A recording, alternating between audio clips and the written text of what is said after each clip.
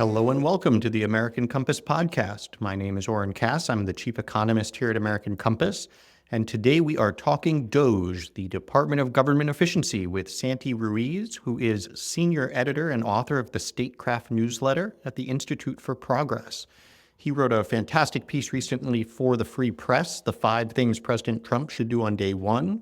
And also in his work at Statecraft has done a great job just identifying what's real and what's vaporware in these discussions that we're now starting to have about opportunities on actually cutting red tape, making government more efficient, reducing headcount, cutting spending. Some of it might actually happen. Some of it could be really positive. Some of it looks less promising, and we will dive into all of that. So stay tuned. Before we get to it, I have to, of course, tell you what else is going on at American Compass. On the Commons this week, we had a really interesting piece for Chris Emper, actually a colleague of mine going way back, who's an expert on healthcare, wrote a really interesting piece called The Program That Provides Healthcare, Not Insurance Subsidies, looking at the nationwide health center program and how that could be an important part of a Republican alternative to just continuing to expand insurance subsidies through the ACA. And Aaron Wren had a great piece on how the decline of evangelicism helped elect Donald Trump. Anytime Aaron Wren is writing on either Christianity in America or Donald Trump, you need to read it, and he has covered them both here. For your information and your radar, I'm very excited. I will be doing a debate next week in New York with Phil Gramm, former senator from Texas, on tariffs, and we will be bringing that into your earbuds as a podcast in the near future, so look forward to that. And of course, there is Understanding America heading into the holidays with lots of discussion of globalization, immigration, labor, and hoping to hit on some sports betting discussions. So if you are not subscribed, head over to understandingamerica.co. But here is Santi Ruiz. And Mr. Santi Ruiz, welcome to the podcast. How are you? I'm doing well, Oren. Thanks for having me.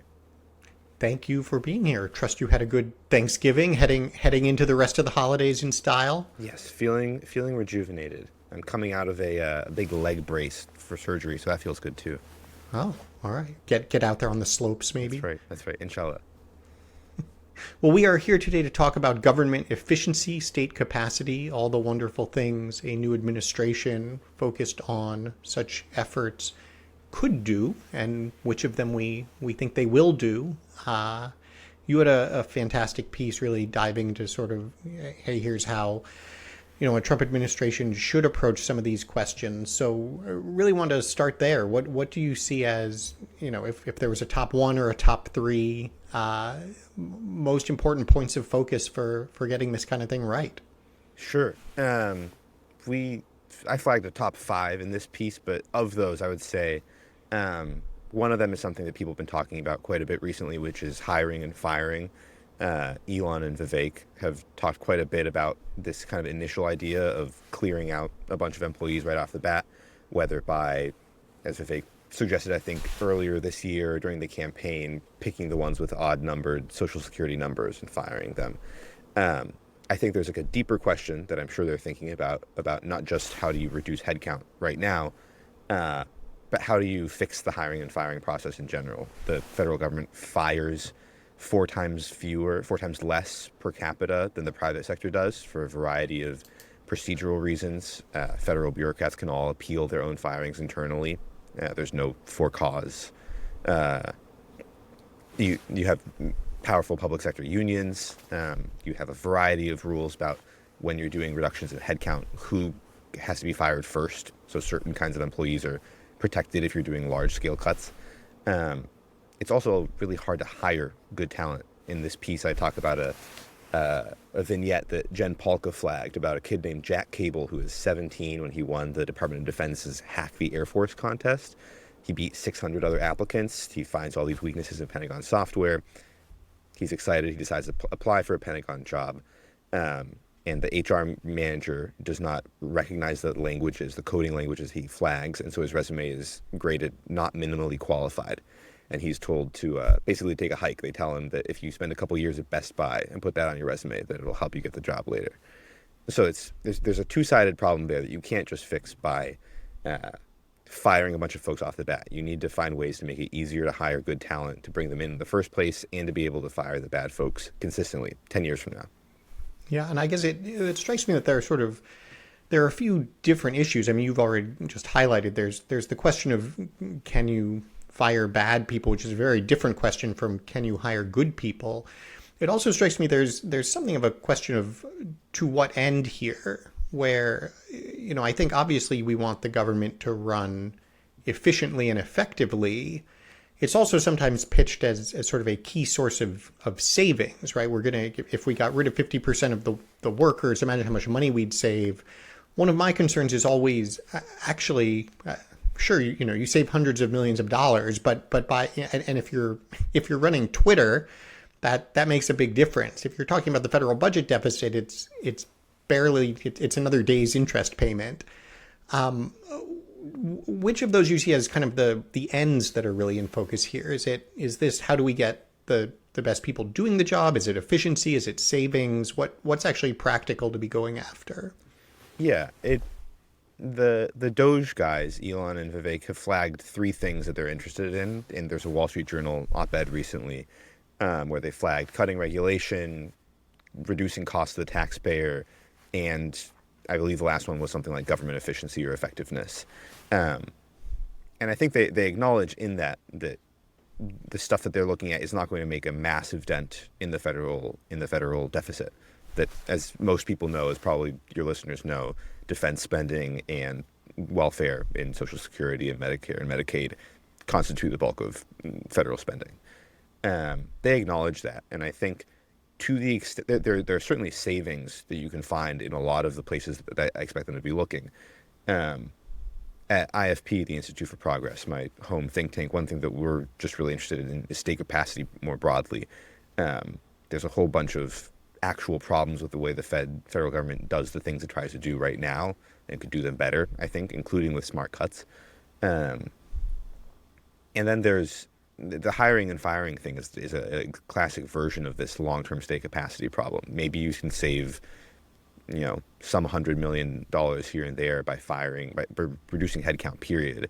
But if you want to make the thing work better long-term, you need to be able to do that consistently. You need to be able to cut not just right now 20%, but hire and fire for the long haul. And that might mean, for instance, increasing pay for certain roles, which is a big problem, especially in technical areas, where Silicon Valley pays 5 times what you can pay, what DC can pay. Maybe you can't match that number. Maybe you can't match the private sector, but you can reduce that gap a little bit. Yeah, the state capacity point is super important. It's something we always find in the research we do at American Compass, where everyone complains about the federal government. Everybody says they want smaller government. If you ask people, okay, which of the things that the federal government does do you actually not want it to do? There's almost nothing. I mean, you can always find this regulation that's annoying and so forth. But in terms of the actual functions that the government provides, they're essentially all overwhelmingly popular, which helps to explain why we have them all, I suppose. And so, to your point, I think there's both a recognition that a lot of it does get done very poorly and inefficiently, and a real desire for change there. But it's very different in a sense from cutting, and in a way it's the sort of thing that cutting can make worse, not better, if you do it primarily with an eye toward just saving money or just sort of being smaller. So I guess I sort of want to spend some time diving to each of these different elements in terms of, okay, so what can actually be done if we actually wanted to make progress on these things. And so let's sort of let's run through it a little bit the way that you've laid it out. You've got the hiring, you've got the firing, you've got the sort of then more long term, how do things process improvement essentially. Hiring, the higher pay is a great example. Is that feasible? What do you see as actually feasible? What if maybe are there things that have been done at the state level or in other countries? Where should we actually be aiming if we wanted to be hiring better talent? So the pay thing, I believe the fundamental pay structure, Congress can change, and the executive branch can't do much there. And obviously it's a hard political sell to go to your constituents and say we should pay federal employees more money, even if it's a smart thing to do. There are a lot of tools that the executive branch does have to tinker on the margins here. So the Intergovernmental Personnel Act, or the IPA, is a way to get in academic talent on short-term rotations, 1 or 2 years. The Biden administration has used it a good bit. There's lots of opportunities to do that. So you end run the normal pay scale and you bring these people in on short timelines. Outside entities can pay their salary. So you could have like an academic on loan from their parent institution doing interesting work at the federal level. There's also work that's been done recently under something called SMEQA, and don't ask me to spell out the acronym. We can link it in show notes. Where basically agencies can do batched hiring for positions, where instead of putting out one role at a time, you can say, look, we need programmers, we need a bunch of them. They all need to meet certain qualifications, but we need to hire 50 of them. Things like that, which shouldn't seem like incredible innovations, actually are at the federal level. So more aggressive use of those sorts of things. And then different agencies, it might be possible to convince Congress, even if you can't change the pay scale, to say, look, the Department of Energy needs technical talent, and right now we can't get it because you're paying, a quarter of what the private sector pays. Can we do like a separate pay scale for the technical talent? That's something that exists already in some places where the federal government acknowledges that even though we can't crank up bureaucrat pay across the board, everybody knows that the elite computer programmers need a little bit more of an incentive. Yeah, I also wonder if there's I guess it's not exactly a log rolling exercise, but if we are actually reducing headcount, there is hypothetically a world in which you could simultaneously be boosting pay and reducing cost, which presumably would be a little bit more palatable on the legislative side. You do still have the problem. I remember I was on C-SPAN's Washington Journal recently, where you get a wide variety of interesting questions from the viewing public. And we're talking about the deficit, and someone called in to ask, can we cut congressional pay as a way to kind of tackle the deficit? And so I was sort of walking through the problem, both that, it's 500 people getting paid a couple $100,000 a year. It's, you can kind of do the math there, but more importantly, that at this point we are paying our congressmen less than somebody can get in their first year as a law firm associate, and thinking that we're going to end up with a more effective government by cutting that further is probably quite backward. To your point, it is awfully difficult to make the contrary case, especially in an environment where people do feel like the government is so ineffective. You sort of have a bootstrapping problem of no one wants to pay more for what we have now, and we're not going to have anything different unless we pay more. But Totally. I do wonder if you could pair having fewer people with maybe paying them more. I don't know. That is something that I also dream about. And you do see, I think, recently especially with DOGE, a lot of, and the kind of general tech realignment, a lot of people who would not have thought twice about a federal role in the past now thinking maybe there's a role for me to play here. And I think the good government reformers I know all acknowledge, look, we're never going to get parity with the private sector on certain kinds of roles. That's not the point. It's a fool's errand. But what you can do is just make the number a little less of an insult to somebody who would, see something 5 times that number in the private sector. There's plenty of civic-minded folks who need a little bit more of a nudge to get in the door. But I do think, maybe you can reduce headcount quite a bit, and then you can distribute the savings. Connor O'Brien at EIG had this fun idea of sourcing savings ideas from agency staff and then cutting them in, giving them a small share of the savings generated that way. The idea being that you're never going to find all of the waste, fraud, and abuse looking at it from the top, and you actually need good ideas from the bottom. And to do that, you need to incentivize the production of those good ideas. So maybe and it's that does speak also to just the wild ratio in the amount of funding that these folks oversee and send out the door compared to the amount that they are themselves being paid. In other words, yes.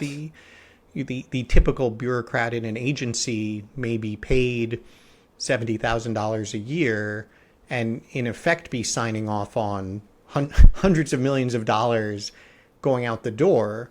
If you could get rid of the element of that doesn't need to be going out the door, the extra the extra $20,000 to the employee is a rounding error in what a more effective job would amount to. I think that's right.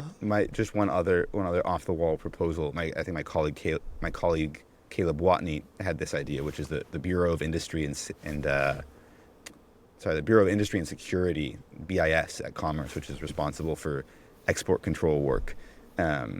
What if it seized and kept the proceeds from one shipment of illegally shipped semiconductor chips? I think it would self-fund. It would double the funds dedicated to BIS that year. So, just to give a sense of the scale. You need 3 NVIDIA GPUs Exactly. covers the entire staff. Exactly. So that's a really interesting point. On the firing side, then there's both the how do you do it well, but there's also just the sort of legal constraints that have obviously become quite controversial in the question of who can be fired when. What do you think is actually plausible in terms of, putting aside how to do it well, just what the actual scope of authority and potential action is going to be in a single administration? I have a lot of uncertainty here, and I won't pretend to be confident. I think there's a lot of ways on the margins that Vivek in particular has talked about to try and basically encourage the equivalent of self-deportation, but for federal employees. So mandating employees come back into the office 5 days a week, and then saying, look, if you don't want to, there's the door. But basically creating onerous checkpoints or onerous or just, removal of perks that employees have gotten used to over the past few years. Right. Although that seems like a good way to lose all of the best employees first. I think there's a lot of questions there about if you're just going for reducing headcount, period, off the bat. The people who are probably the most desperate to hang on are the people who will have fewer opportunities in the private sector. I mean, just to put it bluntly, unless you're firing for cause and you're finding ways to fire for cause, which is difficult in the federal government, there's, the equivalent of performance improvement plans that you require to put people on at every step of the way. You're going to lose a lot of the people you would really like to keep, a lot of the smart people. There's also a federal regulation, which again, Jen Paulka flagged this morning actually in a Substack, that Title V, Part 351 of the Code of Federal Regulations means that if you're doing reductions in force across the board, you have to start with employees who are serving in specific temporary positions or those under specific special authorities before you get to the career employees who have been there for 20 years. And so what that means is people who you've brought in technical talent on special kind of outside. Right. Everybody you talked about a few minutes ago as the examples of best hiring. Exactly. And the people who, you imagine Elon and Vivek would be most excited to work with. You have to start by taking a pound of flesh there before you move on. So there's a bunch of regulatory questions that I don't pretend to know. I do think it's a good sign that the House is doing a parallel committee. We'll see how serious that is, but I think if you can get some of the recommendations from DOGE straight into a House bill, then at least you get a chance at incorporating a bunch of those into law. As I'm sure, as you know, one of the problems with blue ribbon commissions or advisory committees is you don't have the political power, the clout afterwards to make the recommendations stick. You would think Elon does potentially. So maybe that's one of the ways that stuff actually gets into legislation. Yeah, I mean that's an interesting point. It sort of cuts both ways. On one hand, it's a really interesting point that, at the end of the day, all of these constraints we are talking about are constraints of the law, and who could change that? The people who write the laws. I'm curious, what is the political economy there, though? I mean, obviously you have fairly powerful, public sector unions and lobbies that are resisting that sort of change. On the flip side, it does seem to me you have an awful lot of political momentum, both in a Republican Party that is sort of hoping to carry forward some of Donald Trump's priorities here, and frankly in a Democratic Party that is quite desperate to find savings and perhaps even improvements in government performance that don't require cutting programs. How does that come out in the wash? As someone who does not study this carefully, I would have looked at this and said, this looks like the kind of place where the the case for action would potentially swamp the concentrated resistance to it. But obviously for, I don't know, 100 years, that has not actually been the case. What's going on there? Yeah. If you talk to folks who spend a lot of time on this in Washington, they'll say there's been lots of improvement on the margins in various ways. Congress functions as an institution better than it did 10 years ago, for instance. So you see these little tweaks where especially when it's not a highly publicized issue, there's lots of room for bipartisanship. Even today or yesterday, I think Senator Sanders came out and said that he's fully on board with the DOGE effort to cut waste at the Pentagon. That, you can see these parts of the project where everybody has their pet bugbear, and it's true. There's incredible waste at the Pentagon. It failed its 7th audit in a row, 8th audit in a row, maybe this month or last month. I would be surprised to see genuine, large-scale bipartisan consensus on this, just because the headcount piece is going to be aggressive, because the regulatory rescissions are very much a Republican interest and not a Democrat one.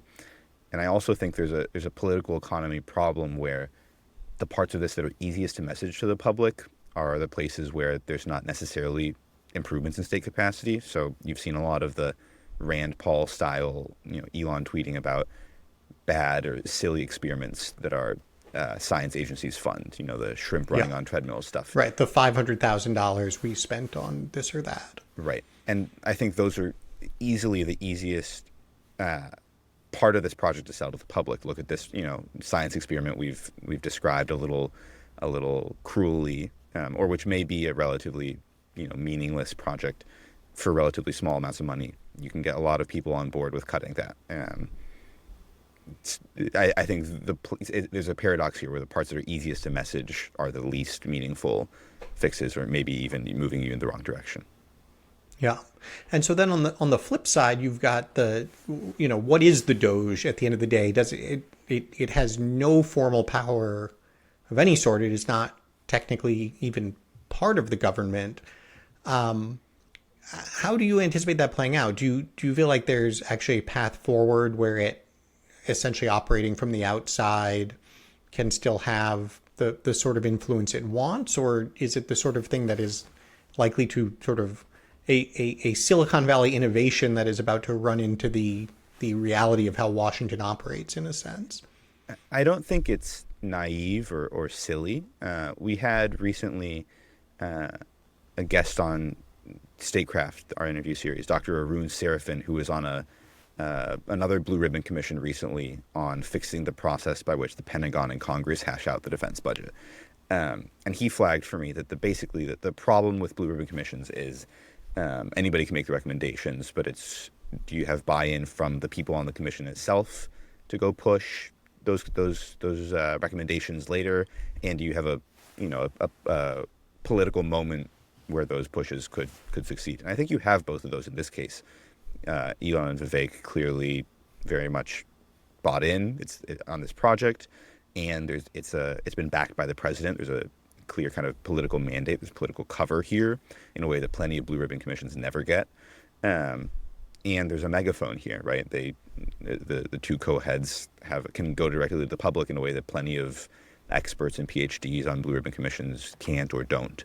So I think there's a lot of room. I don't think the room is limitless, but I don't think it's a kind of classic West Coast coming in and thinking they can one-stop shop fix the way the East Coast works. I think there's a little bit more going on here than that.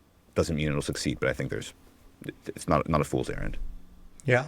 One thing I do wonder about with it, and based on some of the initial comments, you've seen them floating, $2 trillion in savings and so forth. The kinds of savings they're talking about would ultimately necessitate the kinds of reforms to, let's say Social Security and Medicare or healthcare coverage that lots of technocratic experts over the years have always very enthusiastically embraced, and yet are typically dead on arrival politically, including with, at least to date, the rhetoric of President Trump, who's shown no interest going all the way back to 2016 in touching entitlements at all. Is there a world where I guess I can envision a world in which the DOGE, in pursuit of what it sees as the big big successful effort, has the kinds of ideas that are not actually in line with what a White House would be interested in advancing at all? Do you think that is, are they worried about that, or well, should they be worried about that, or do you feel like there's more alignment there on what is in versus out of bounds? I would not be surprised, and again, this is speculation, but I would not be surprised if of the three things that DOGE has said they want to tackle, the regulatory rescissions that are handed off directly to President Trump, recommendations that for regulations that can be struck, are, there's no problem there, and the question is just a legal one about which regulations you can futz with how. Right. I'm guessing that roughly the same will be true for the administrative reductions. Can you make it hard? Can you do headcount stuff? Can you force people to come back in the office? I'm guessing that part of the puzzle will likely be pretty aligned with the administration's agenda. And then the cost-saving recommendations, I think you're right. It may be that the recommendations are just completely politically dead on arrival, and those are the parts that have to get pushed under the rug because it's hard to squeeze $2 trillion out of the federal budget without doing things people don't like. Yeah. Or maybe there's a world in which we actually take some of that on, but we will have to wait and see. It's certainly a bigger political lift than hammering the bureaucrats. Cutting red tape, always the place to start. I want to flip over to the state capacity side in terms of what we might actually be thinking about building as opposed to just taking away. I think it's been interesting to see some commentary even within the more sort of, whether you want to call it the techno-optimist community, the abundance bros and so forth, seeing these kinds of efforts as an opportunity to build state capacity, even if sort of in the negative by removing things that obstruct state capacity, but also in a few places starting to raise a few red flags and say, wait a minute, we actually do need a robust NIH or a robust NSF and so on and so forth to fuel the kind of innovation that the economy actually requires. Government does play an important role in these things. Where, if anywhere, would you want to see focus on not just cutting away, but actually building up more in terms of what the government has to get right? Yeah, I would point to exactly what you're talking about, which is R&D, basic R&D spend. There's a paper co-authored by my IFP colleague Heidi Williams looking at the toolkit of ways that policymakers have to juice productivity growth. And funding R&D comes out as one of the top one or two that we have. The return on investment there is just really concrete. And so that's the place where I would be most worried that we're looking for savings in the wrong places and we're penny pinching, we're penny wise and pound foolish. Along with, I would say, high-skilled immigration, which I don't know if DOGE will touch. I think there is a general American consensus that the border has to be secured and that some high-skilled immigration is good and that it juices the American economy. I don't think that this administration is publicly bought into that, even if privately there's a lot of I shouldn't be so confident. I should say there's going to be cross pressures, and whether Elon has the president's ear or whether Stephen Miller has the president's ear on a given day will determine what happens to kind of our existing high-skilled immigration pathways. As Thomas Hockman pointed out on this podcast, I think a few months ago. Thank you. We love a good podcast callback. It was a great episode. But he flagged, he put this well, that basically the abundance push has something for everybody to hate. That if you're on the right, the deregulatory push on infrastructure, energy, and housing is a very easy sell. And it goes back, whether you're on the new right or whether you're Grover Norquist, this idea of deregulation is, in sectors where productive forces are being hobbled, it makes a lot of sense. The problem, as he flagged, in the nuclear case specifically, is sometimes you do want investment. Federal nuclear has huge startup costs. Maybe you can de-risk some energy technologies and make it easier for private sector investment. But sometimes if you want emerging technology. You need someone to take a chance on it financially. That part is harder to push, especially in this political moment when purse strings are tighter. So it's not obvious. I think there's a lot of room to run just on the deregulatory side, especially if you think that regulation is the blocker to housing and in a lot of ways to energy, and that our infrastructure. The reason we spend 4 times more on infrastructure than France does, say, is entirely regulatory. I think there's a lot of room there, and I wouldn't discount how much you can do on an abundance agenda just by deregulation. But I do think there's a lot of pieces that require investment that folks on our side are a little bit more leery about. Yeah. The investment side, of course, here at American Compass, we attempt to reduce leeriness about exactly that, that set of stuff. You know, Elon Musk is actually a super interesting figure in that debate because, of course, you know, whether one is talking about the structure of federal support, shall we say, that enabled everything that Tesla did, or essentially the government as the sole customer in many cases fueling, SpaceX's progress. You know, his business success has obviously been driven by extraordinary innovation, but also in every case innovation that would have likely gotten absolutely nowhere without a significant role of government as either funder or sort of market participant. And so I guess, I don't know, maybe I'm the one with the naive optimism now that is something that may come into focus as more a plausible place to focus. From an IFP perspective, what are the kind of top hit items? Is it space and nuclear? Is it the mundane how to build houses faster? What if you did have some sort of right of center openness to that sort of second side of the abundance agenda as well? Well, where would you want to where would you be prying open the hardest? I would be pushing on, and my colleagues have been doing a lot on this, on different tools that the federal government has that aren't just tax credits. You can look at advanced market commitments. Operation Warp Speed is an example of one of these, where we said we will buy large quantities at this price of a vaccine that meets these criteria. We've said that. Look, the promise is there. We'll pay for performance, basically.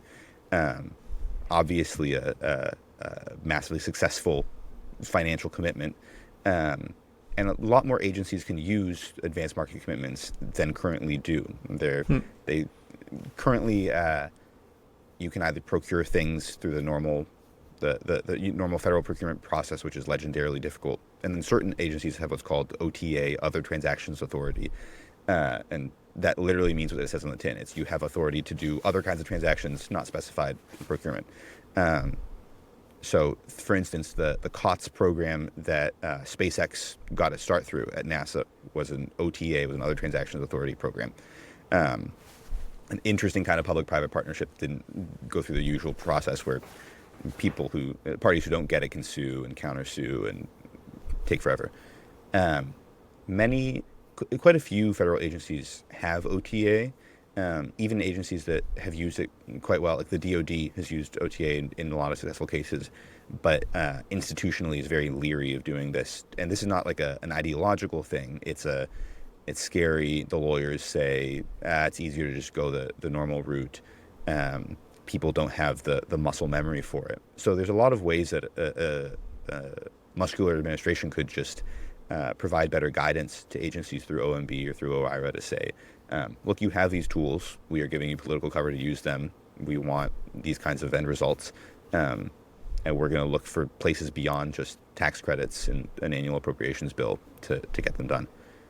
And that's a kind of issue area agnostic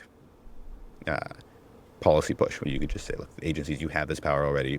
We're acknowledging it. We're giving you cover. We want you to use it.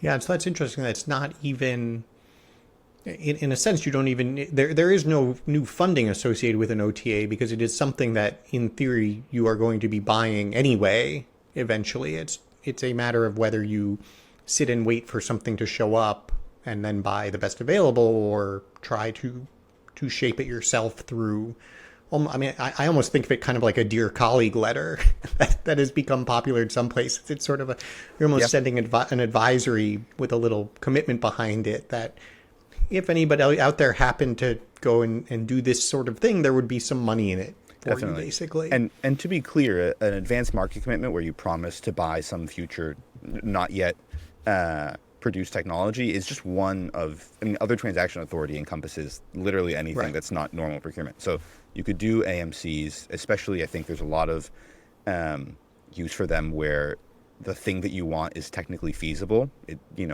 For instance, the mRNA vaccines were a good example. They're not impossible technology to produce. You just said like, hey, we need a lot of production of that thing. You could see those used for all kinds of things. Carbon capture is one that folks on the center left talk about a lot. It's totally a fit for purpose tool, but there's a whole bunch of other ways that you could just encourage better public-private partnerships. And agencies don't have that muscle memory. Yeah, that's interesting. NASA hasn't done anything, really useful since the COTS program, since this OTA use. Like you could basically write off most of the work that NASA has done since then, and SpaceX would have filled in the slack anyway. Yeah, interesting. What about on the financing side? Do you think there is? It's been interesting to watch with chips in particular, essentially trying to relearn from scratch how to participate on that side. What does it even look like to contract with the private sector to be making these kinds of investments? Where does that fall? Is that a sort of, you may need it in a few places, but definitely not preferred, or is that a prime tool in the toolkit as well from your perspective?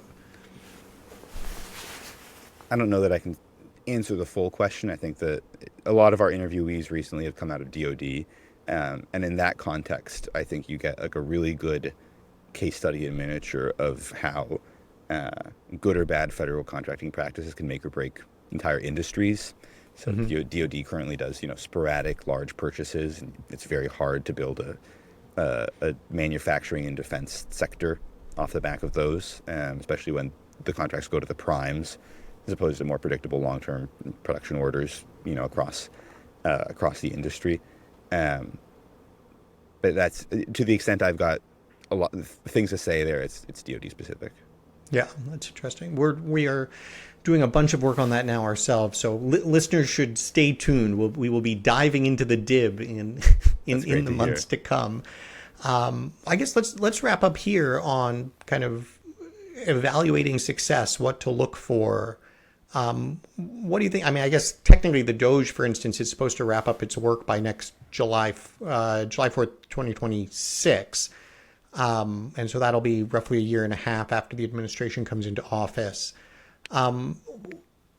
Is that at all a useful timeline? Can anything be done that quickly? Personally, I love it. One of the things that I called for in this Free Press article was for agencies to set ambitious and concrete goals. The biquincentennial, I just learned that word, but that's a great kind of external target that you can basically hold yourself accountable to. I think it's important to both have the political cover to make a big push, and then to actually say, here, we're going to do this. We're going to put a man on the moon by the end of the decade, for instance. Would NASA have done it if it was an internal goal, but it wasn't said by the president on TV? Doubtful, right?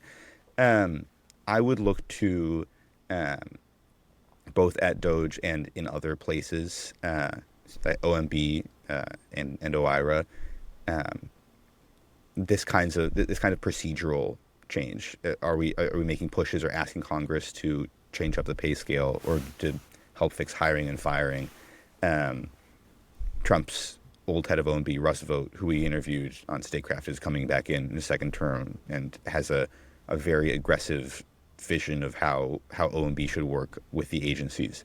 A very centralized idea of kind of presidential control through OMB of the varying agencies. I would love to see OMB provide this kind of guidance on other transactions authority, to say, look, agencies, it's not just that we want you to fulfill the president's mandate here. We want the agency to work better, and you have these tools already in the toolkit, or we're clarifying these rules for you. Go and do likewise. Yeah. It will be interesting to see. We may have to have you back to assess things 18 months from now. But for now, Santi Ruiz, thank you so much for taking the time to join us. Oren, it's been a pleasure. Thank you. And we will be back again soon with another episode of the American Compass Podcast.